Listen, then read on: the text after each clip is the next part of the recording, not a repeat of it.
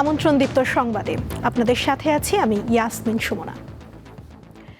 ত্রয়োদশ সংসদ নির্বাচনে বিপুল সংখ্যাগরিষ্ঠতা নিয়ে জয়লাভ করায় বিএনপির চেয়ারম্যান তারেক রহমানকে শুভেচ্ছা ও অভিনন্দন জানিয়ে বার্তা দিয়েছেন অন্তর্বর্তী সরকারের প্রধান উপদেষ্টা ডক্টর মোহাম্মদ ইউনূস।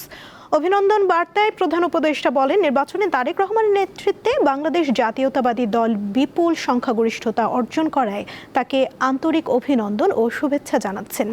গণতান্ত্রিক উত্তরণের ঐতিহাসিক প্রক্রিয়ায় জনগণের এই সুস্পষ্ট রায় দেশের সাংবিধানিক ও গণতান্ত্রিক ধারাবাহিকতা এবং প্রাতিষ্ঠানিক স্থিতিশীলতার ক্ষেত্রে অত্যন্ত গুরুত্বপূর্ণ মাইলফলক হয়ে থাকবে। গণতান্ত্রিক মূল্যবোধ ও জনকল্যাণমুখী চেতনায় আলোকে তারেক রহমান দেশকে একটি স্থিতিশীল, অন্তর্ভুক্তিমূলক ও উন্নয়নমুখী পথে এগিয়ে নিয়ে যাবেন বলেও আশাবাদ ব্যক্ত করেন প্রধান উপদেষ্টা। ত্রয়োদশ জাতীয় সংসদ নির্বাচনে নির্বাচিত সংসদ সদস্যদের গ্যাজেট প্রকাশ করেছে নির্বাচন কমিশন। গতকাল শুক্রবার রাতে নির্বাচন কমিশনের জ্যেষ্ঠ সচিব আক্তার আহমেদ এই গ্যাজেট জারি করেন। গ্যাজেটে নির্বাচিত সংসদ সদস্যদের নাম, পিতা অথবা স্বামীর নাম, মাতার নাম এবং ঠিকানা প্রকাশ করা হয়েছে। এখন সংসদ সদস্য হিসেবে শপথের আয়োজন করা হবে। নবনির্বাচিত সংসদ সদস্যদের শপথ পড়াবেন প্রধান নির্বাচন কমিশনার। ত্রয়োদশ জাতীয় সংসদ নির্বাচনে নির্বাচিত সংসদ সদস্যদের 17 ফেব্রুয়ারির মধ্যেই শপথ পাঠ করানো হবে বলে জানিয়েছেন প্রধান উপদেষ্টা প্রেস সচিব শফিকুল আলম। ফরেন সার্ভিস একাডেমিতে এক ব্রিফিংয়ে কথা বলেন তিনি। খুব দ্রুত শপথ সম্পন্ন হবে, আর খুব দেরি হলেও এটা 16 বা 17 তারিখ, এর পরে যাবে না। শপথের জন্য প্রস্তুতির কাজ গতকাল থেকেই শুরু হয়েছে। আজকে আপনারা দেখেছেন যে গেজেট অলরেডি এমপিদের গেজেট প্রকাশ হয়েছে এবং বাকি কাজ খুব দ্রুত গতিতে চলছে। চিফ অ্যাডভাইজার কালকেও কাজ করেছেন, আজকেও চিফ অ্যাডভাইজার কাজ করছেন এবং পুরো ক্যাবিনেট কাজ করছে স্মুথ ট্রানজিশনের জন্য।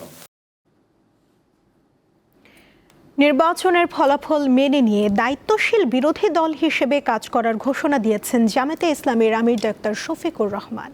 গতকাল রাতে সামাজিক মাধ্যম ফেসবুকে নিজের ভেরিফাইড আইডিতে এক পোস্টের মাধ্যমে তিনি এই ঘোষণা দেন। জামায়াতের আমির বলেন, শুরু থেকে তারা একটি স্থিতিশীল ও কার্যকর গণতান্ত্রিক ব্যবস্থার প্রতি প্রতিশ্রুতিবদ্ধ ছিলেন। সেই প্রতিশ্রুতিতে এখনও অটল। তারা সামগ্রিক ফলাফলকে স্বীকৃতি দিচ্ছেন এবং আইনের শাসনের প্রতি শ্রদ্ধা জানাচ্ছেন।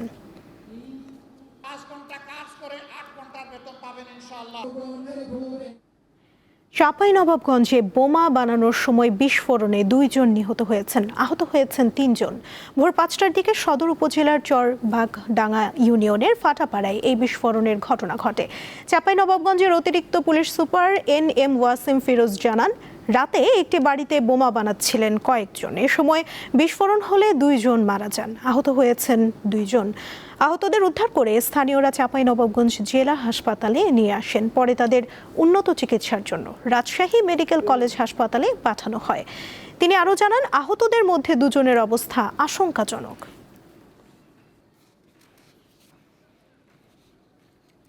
নির্বাচন ও গণভোট উপলক্ষে ঘোষিত ছুটি শেষ হচ্ছে। আগামীকাল থেকে খুলছে সব সরকারি বেসরকারি অফিস। আজ ছুটির শেষ দিনে দেশের বিভিন্ন প্রান্ত থেকে রাজধানীতে ফিরছেন নানা শ্রেণী পেশার মানুষ। রেলপথ ও সড়কপথে ঢাকামুখী যাত্রীদের চাপ বাড়তে শুরু করেছে সকাল থেকেই। গাবতলী ও সায়েদাবাদ বাস টার্মিনাল, দেশের বিভিন্ন জেলা থেকে যাত্রী বোঝাই বাস ঢুকছে। বিভিন্ন গণপরিবহনের কাউন্টার সংশ্লিষ্টরা জানিয়েছেন, ঢাকামুখী যাত্রীদের চাপ বেড়েছে। আজ সারাদিন এবং রোববার সকাল পর্যন্ত যাত্রীদের চাপ অব্যাহত থাকতে পারে। এদিকে নির্বাচন উপলক্ষে আরোপিত যানবাহন চলাচলের বিধিনিষেধও আজ থেকে পুরোপুরি তুলে নেওয়া হয়েছে।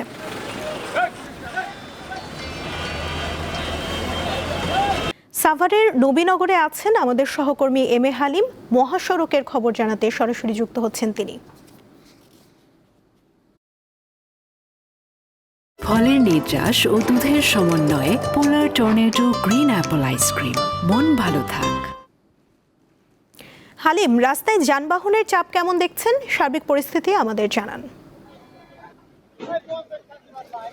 সুমনা, রাস্তার যে সার্বিক পরিস্থিতি যদি আপনাকে জানাই, এখনো কিন্তু সেরকম কোনো চাপ পড়েনি। আমি যেমন ট্রাফিক বিভাগের সাথে এই বিষয়ে আলাপ করেছিলাম, তারা যেমন এই শিল্পাঞ্চলে যারা শ্রমিক রয়েছে তারা কিন্তু মূলত গতকালকে অনেকে চলে আসছেন এবং তারা আজকে তারা কর্ম ব্যস্ততায় তারা আজকে যোগ দিয়েছেন ইতিমধ্যে সব কারখানাগুলো। তো এখন এই মুহূর্তে আমরা যেটি দেখতে পাচ্ছি এখানে যারা মহাসড়কে যে পরিবহনগুলো আসছেন সেগুলো কিন্তু মূলত সরকারি চাকরিজীবী এবং অন্যান্য প্রতিষ্ঠানে যারা চাকরি করে থাকে তারা কিন্তু মূলত আজকে ধীরে সুস্থে আসছে এবং ধারণা করা হচ্ছে যে দুপুরের পর থেকে কিন্তু এই চাপটা আরো বাড়বে এবং সেই হিসেবে কিন্তু আমরা সকাল থেকে নবীনগর, বাইপাইল এবং সাভারের বিভিন্ন বাস স্ট্যান্ডে দেখতে পেয়েছি যে তারা যে যাওয়ার সময় যে চাপটি ছিল সেই রকম চাপ কিন্তু আমরা লক্ষ্য করি। তারা ধীরগতিতে নির্বাচনের পরপরই তারা গতকালকে চলে আসছেন এবং আপনি জানেন যে এই শিল্পাঞ্চলে কিন্তু এখানে কিন্তু এই নির্বাচনে ভোট দেওয়ার জন্য যে শ্রমিকরা যে সময় চলে গেছিল সেগুলো কিন্তু প্রচুর চাপ করেছিল এই মহাসড়কের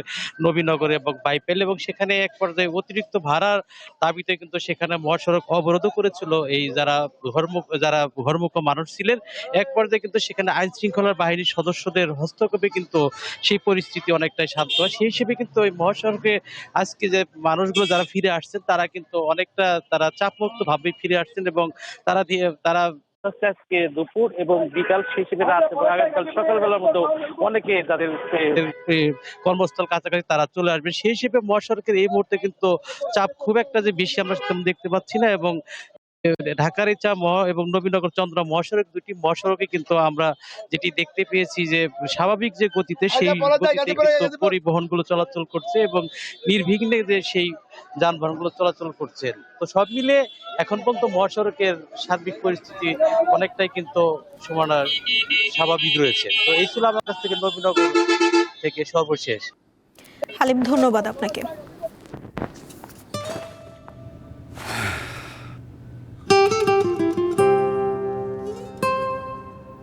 একটু ভালোবাসা ভালো করতে পারে মন।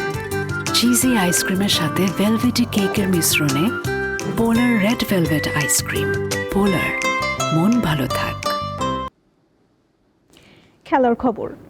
অনিশ্চয়তা কাটিয়ে টি-20 বিশ্বকাপের হাই ভোল্টেজ ম্যাচে কাল মুখোমুখি হতে যাচ্ছে দুই চিরপ্রতিদ্বন্দ্বী দেশ ভারত ও পাকিস্তান। কলম্বোর প্রেমাদাসা স্টেডিয়ামে ম্যাচ শুরু হবে সন্ধ্যা 7:30টায়। এই ম্যাচের টিকিট অল্প সময়ে সোল্ড আউট হয়ে যায়।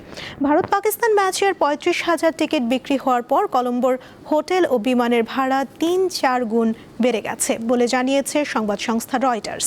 এদিকে শ্রীলঙ্কার আবহাওয়া বিভাগের মতে এই ম্যাচে বিঘ্ন ঘটাতে পারে বৃষ্টি। বিকেল জুড়ে বিক্ষিপ্ত বজ্রসহ বৃষ্টির পূর্বাভাস দেয়া হয়েছে। এই ছিল এখনকার মতো। পরবর্তী সংবাদ বেলা 5টায় দেখার আমন্ত্রণ রইল। এছাড়া আরও তথ্য পেতে যুক্ত থাকুন দীপ্ত ডিজিটাল প্ল্যাটফর্মের সাথে। ধন্যবাদ সবাইকে।